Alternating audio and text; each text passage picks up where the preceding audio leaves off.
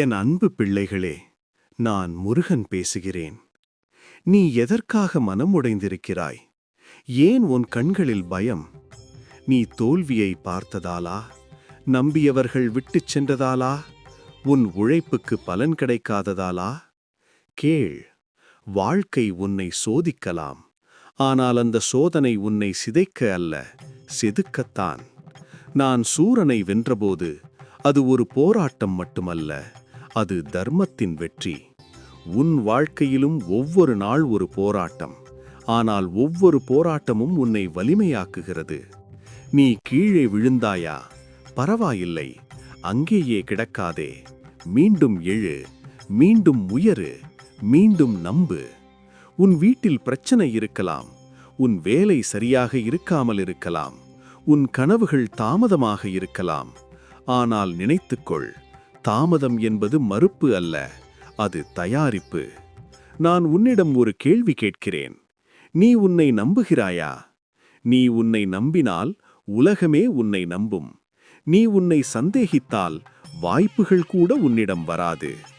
ஒவ்வொரு காலை எழுந்தவுடன் சொல்லு, இன்று நான் பயப்பட மாட்டேன், இன்று நான் கைவிட மாட்டேன், இன்று நான் முன்னேறுவேன். அது உன் வாழ்க்கையை மாற்றும். உன் கையில் இருக்கும் வேல் என்ன தெரியுமா? அது உன் ஒழுக்கம், அது உன் கவனம், அது உன் கடின உழைப்பு. காலம் உன்னை சோதிக்கட்டும், சூழ்நிலை உன்னை சிரமப்படுத்தட்டும், ஆனால் உன் மனம் உடையக்கூடாது. நினைத்துக்கொள், இருள் அதிகமான நேரத்தில்தான் விடியல் அருகில் இருக்கும். நீ இப்போது எவ்வளவு கஷ்டத்தில் இருந்தாலும் அதற்கும் மேலான உயரத்திற்கு நீ செல்லப் போகிறாய். நான் உன்னுடன் இருக்கிறேன், ஆனால் நீ முயற்சி செய்ய வேண்டும். நம்பிக்கை விதை போல், அதை தினமும் நீரூற்றி வளர்க்க வேண்டும்.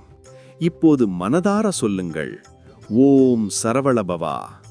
உன் மனத்திலிருந்த பயம் கரையும், உன் வாழ்க்கையிலிருந்த தடைகள் அகலும், உன் பாதையில் வெற்றி மலரும்.